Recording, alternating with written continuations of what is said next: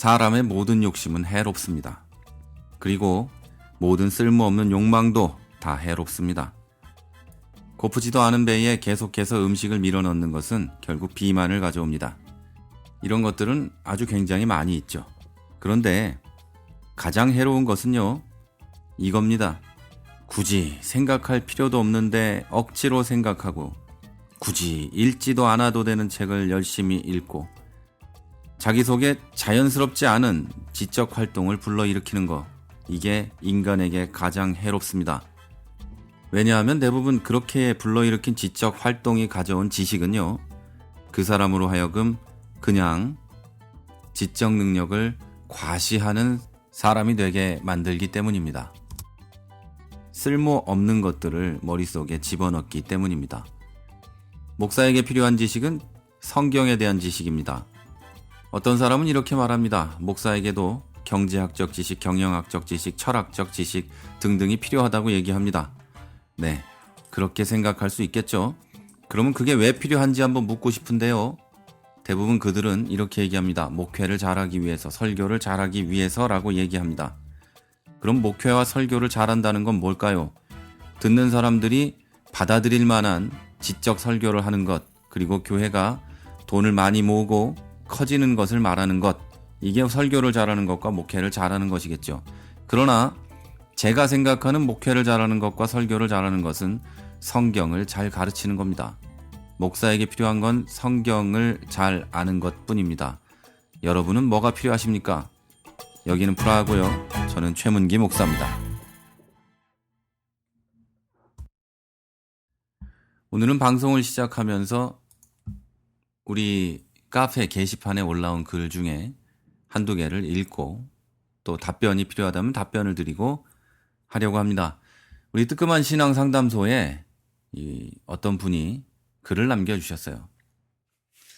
이런 내용입니다. 아는 지인 중에 신천지에 푹 빠져서 가정까지 많이 힘들게 된 분이 있습니다. 어떤 방법으로도 도움을 주고 싶은데 대화를 시도하면 신천지에서 배운 듯한 성경 말씀을 들먹이며 항변해서 감정만 상하게 되더군요. 어떻게 접근해야 할런지, 그저 바라보며 안타깝게 기도만 해야 하는지 조심스레 상담 신청해봅니다. 네, 그 밑에 우리 김종현 목사님께서 댓글을 길게 남겨주셨어요. 그 댓글 마저 읽겠습니다. 제가 이단 전문가는 아니지만 제 주변에 몇몇 분들이 구원파 내지는 통일교, 어떤 분은 천리교, 어떤 이는 신천지에 열심인 분도 있고요. 저희 아버지 역시 얼마 전 동네 친구분 따라 신천지 집회에도 다녀오셨더랬죠. 물론 연세가 있으시기에 친구 따라 한번 갔다가 다시는 안 가신다고, 그리고 그 친구분과 연을 끊으셨는데 쉽지는 않으셨을 겁니다. 우리가 예수의 복음을 믿는 일이 진리임을 알고 믿고 그것을 전하는 것이 당연한 것처럼 그분들에게도 그것이 가정을 버릴 만큼 당연한 것일 겁니다. 저는 사실은 치유가 필요한 부분이라고 생각합니다만 쉽지는 않습니다. 당장에 일어난 일 때문에 상처가 나온 것이 아니라 지금껏 쌓여온 것이 지금을 만들어내고 있는 것이거든요. 그분에게 거기가 이단이니 다니지 말아라 하면 나도 이단인 줄 알아. 그런데 너희도 예전에는 이단 아니었나? 하고 계속 다닐 겁니다. 그분과는 당장은 종교에 대한 이야기는 되지 않을 겁니다. 안타까우시겠지만 그분이 조금 이성을 찾을 때까지 기다려주는 것이 필요하다고 생각합니다. 이단이라고 급하게 접근하면 핍박받는다 생각해서 더 그 속으로 들어가 버리거든요. 일단은 조금 기다리면서 관계적 접근이 필요합니다. 물론 그분을 위한 기도가 절실함은 기본이죠. 그리고 한 가지 그분에게 부족했던 것을 가족과 함께 채워가는 것이 신천지에서 나올 수 있는 가장 좋은 방법입니다.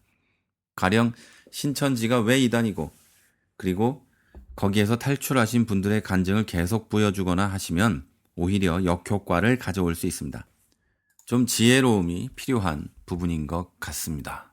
저 또한 이 글을 쓰면서 확실한 해결 방법이 없음의 안타까움으로 글을 다는 것이 안타까울 따름입니다만 기도하며 기다리는 인내가 필요한 것 같습니다. 부족한 답글이라 시원스럽지 못함에 죄송함으로 글을 씁니다. 네, 이단 문제는요. 신천지가 됐든 뭐가 됐든, 그리고 이단은 아닌 것 같지만 이단 짓을 하고 있는 것이 됐든, 어쨌든 뭐가 됐든지 간에 그 문제는 심각합니다. 그런데 안타까운 것은요, 이미 신천지나 기타 이단이나 이단은 아닌 것 같지만 이단 짓을 하고 있는 것들에 빠진 분들을 보면 빼낼 방법이 그렇게 많지 않다는 거죠. 왜냐하면 정통 교회에 다니다가 그런 곳에 빠졌다는 건 그분들이 정통 교회 신앙과 정통 교회 자체를 부정하면서도 그것을 따를 만한 어떤 대단한 것을 그곳에서 발견했기 때문입니다. 그리고 그곳에 대단한 것이 있다고 믿고 있기 때문에 그들을 설득하고 있는 우리들을 더 불쌍히 여기고 있다는 거죠. 그러니까 다시 말해서 공포의 외인 구단님이 지인분을 설득하려고 하면 할수록 그분은 같은 마음이라면, 만약에 이거죠. 같이 서로 사랑하는 사이고 같이 서로 아끼고 있는 사이라면 공포의 외인 구단님을 바라볼 때 똑같은 불쌍한 마음을 가지게 될 겁니다. 그러면 서로 간에 불쌍한 사람을 바라보고 있는 것이 되고 서로 간의 측은지심으로 더 설득하려는 마음이 있게 되죠. 자, 그런데 말이죠. 여기서 우리가 한 가지 더 생각할 건 대부분의 이단에 빠진 사람들은요, 그렇게 생각을 하지 않는다는 거죠.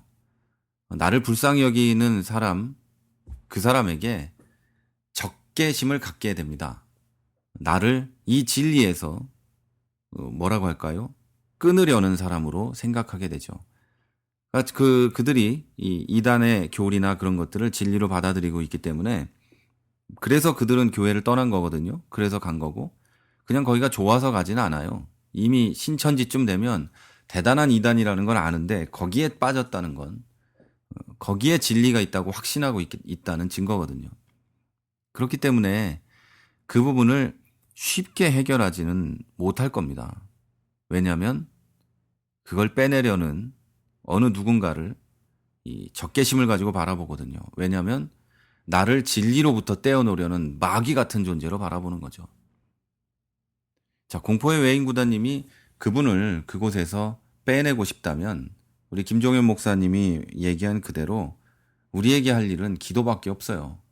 그분과 관계를 끊고자 하신다면 그건 아주 쉽죠. 지금처럼 계속해서 설득하고 교리에 대해서 이야기하고 성경에 대해서 이야기하는 게 제일 좋죠. 그러나 그걸 원치 않으신다면 어느 정도 거리를 두고 제가 권하고 싶은 건 전문가와 한번 이야기를 해보시는 게 좋을 것 같아요. 저나 김종현 목사도 이단 전문이 상담하는 사람은 아니기 때문에 그 부분에 대해서 섣불리 말을 할 수가 없어요. 신천지가 어떤 이단인지는 알고 있지만 신천지에 빠진 사람들을 구출해냈던 그런 경력이 많으신 분들이 많이 있기 때문에 그분들하고 이야기해 보시는 것이 가장 좋은 방법이다. 저는 그렇게 생각합니다. 그리고 정말로 불쌍히 여기신다면 우리들이 할 일은 기도와 또 기도, 그거밖에 없는 것 같습니다. 그리고 그 가족들을 더욱 불쌍히 여기시고 남은 가족들은 절대 그런 일이 일어나지 않을 수 있도록 옆에서 돌보시는 것도 방법이라고 생각합니다. 이게 되게 시원하게 답변을 드리고 싶지만 제가 이단 문제 전문가가 아니기 때문에 그렇게 쉽게 딱 잘라서 말씀 못 드리고 우리 김종현 목사님도 그렇다고 이야기한 거라고 생각을 합니다. 벌써 이것만 답했는데 방송 시간이 벌써 9분이 지나가지고요. 다른 한 분이 또 올려놓으신 것도 한번 읽어보도록 하겠습니다. 오늘은 이렇게만 해도 방송 시간이 꽉 찰 것 같네요. 네, 김삿갓 님이 사고를 처벌하는 말씀을 듣고 라는 제목으로 이 글을 올리셨어요. 좋은 말씀 감사합니다. 그런데 저는 이상한 사고를 쳤습니다. 다른 목사님 강해를 듣자 하고 말한 것이 사고를 친 게 돼버렸고 급기야 사탄 마귀라는 꼬리가 붙어버렸습니다. 그래서는 안 되는 건가? 지금도 다른 목사님 말씀을 듣는 것에 대하여 모든 교인들이 특히 열성파들이 그렇게 거부 반응을 하는지 아무튼 저는 이해가 안 가는 일이고요. 그 일로 인하여 교회가 싫으면 조용히 나가라 하는 담임 목사의 말까지 공공연하게 듣게 되었고 이리저리 갈등을 하다가 부목사님과 따져보기도 했지만 좀 더 해보지 못한 것이 한편 비겁자가 된 기분도 들었지만 가족들의 간곡한 만류도 있기에 그냥 나와버렸습니다. 그리고 지금은 문제가 된 말씀을 남기고 소천하신 목사님 교회에 나가 영상 예배를 드리곤 하고 있습니다. 더 잘해보자고 나왔는데 무장해제가 된 기분이 들고 신앙생활에 각설이가 된 기분으로 그냥 서머나 교회를 또 다른 데를 기웃거리고 있답니다. 어찌하오리까? 이런 것도 사고를 친 것인가요? 두 분 목사님의 좋은 리더의 말씀 부탁드립니다. 여기에 뭐라고 이야기를 해야 될지 모르겠네요. 정확한 그 교회의 내용이나 그런 것들을 잘 모르지만 어쨌든 그냥 이 글에 써 있는 것만 보고 이야기를 해보자면 이렇습니다. 교회 안에서 담임 목사의 이야기 말고 설교 말고 다른 강해를 들어야 될 이유는 사실 없습니다. 왜냐하면 그 담임 목사가 하나님 말씀을 잘 증거하고 있고 또 하나님 말씀을 하나님으로부터 받아서 그걸 잘 증거하고 있다면 다른 사람의 강해를 들어야 될 이유가 없죠. 왜냐면요, 이 설교라는 것은 그 교회의 회중에게 하나님이 주실 말씀을, 다시 말해서 한 교회의 회중에게 하나님께서 주고자 하시는 말씀을 설교자를 통해서 전달하는 것이기 때문에 그래요. 그렇기 때문에 다른 교회에 선포된 말씀을 들을 때 그것이 그 교회에 아무런 영향을 주지 못하거나 또는 악영향을 주는 경우도 있단 말이죠. 그런데 여기에 전제가 돼야 될 게 있는데요. 그 전제가 뭐냐면 설교하는 목사가 진실로 하나님의 말씀을 대언하고 있는가 아닌가의 문제인 거죠. 그러니까 목사가 설교를 할 때 하나님께서 이 말씀을 나에게 주신 것이 확실하다는 그런 믿음을 가지고, 물론 기도와 성경 묵상은 당연히 있어야 되고요. 그런 믿음을 가지고 이제 설교를 할 때, 그리고 그런 사명감을 가지고 설교를 할 때 내 말이나 내 생각 같은 건 다 빼버리고 내 지식도 빼버리고 온전히 하나님께서 주신 말씀만을 전하는가, 이것이 전제가 돼야 되겠죠. 실제로 그런 말씀만을 전했다면 사실은 다른 목사님들의 설교를 들을 이유는 요만큼도 없습니다. 그런데 목사가 그렇지 않다면 그땐 얘기가 좀 달라지겠죠. 예를 들면 다른 목사의 설교를 열심히 베껴가지고 그냥 하고 있다면 그 다른 목사를 소개받는 게 오히려 낫겠죠. 또는 목사가 설교 준비를 하지 않고 그냥 아무 말이나 하고 있다. 그렇다면 그건 역시 다른 목사님의 훌륭한 설교를 듣는 게 훨씬 낫겠죠. 왜냐하면요, 그 목사는 하나님께서 주신 말씀을 전하고 있는 게 아니잖아요. 누구에게 주신 말씀? 그 교회에 주신 말씀을 전하고 있는 게 아니기 때문에 그 설교를 들어야 될 이유가 없는 거예요. 그냥 나 듣기 좋은 설교 골라 들으시면 되는 겁니다. 자, 그런데 교회가 싫으면 조용히 나가라, 담임 목사가 이렇게 얘기했다면 저는 그렇게 생각해요. 그 얘기가 이런 뜻 아니겠습니까? 교회 담임 목사나 내 설교 싫으면 네가 나가라, 이런 얘기 같은데, 말씀드리자면요, 제일 편한 건 그거예요. 교회 싫고 목사 싫고 그러면 딴 교회 가는 게 제일 편합니다. 그거보다 편한 게 없죠. 싸울 일이 없잖아요. 서로 얼굴 붉힐 일 없고. 저는 이제 교회 떠납니다. 그러면 그 목사는 할렐루야 소리하며 하나님한테 기도하실 겁니다. 네, 그런데 어쨌든요, 여러분, 그거는 별로 목사로서 해야 될 얘기는 아닌 것 같아요. 성도가 무엇 때문에든 교회가 싫어졌다면 그것에 대해서 해결하려고 노력하는 것이 목사가 할 일은 아닌가라고 저는 생각합니다. 자, 그런데 그러다가 교회를 나오셨는데 내용을 잘 보면 어떤 목사님이 계셨고 그 목사님이 돌아가셨고 이런 얘기가 써 있는데요. 그 교회가 제가 생각하는 그 교회가 맞다면 저도 아는 교회의 이야기인 것 같습니다. 그런데 글로는 파악이 되지 않는 게요. 처음에 첫 부분에 말씀하신 교회와 뒷부분에 이어서 말씀하신 그 교회가 같은 교회인지를 제가 모르기 때문에 이 부분에 대해서는 뭐라고 얘기를 할지 모르겠습니다만, 그리고 전체적인 내용을 보면은 다른 목사님의 강해를 듣자라고 말했는데 그게 사고를 친 거냐 이 말씀이신데요. 전제가 있습니다. 아까 말씀드린 대로 교회 안에 선포되는 목사님의 말씀이 제대로 준비되지 않은 것이며 또 하나님의 그 말씀을 대언하는 것이 아니라고 한다면 다른 목사님이 강해 듣든 뭘 듣든 그거는 문제가 아니라고 생각합니다.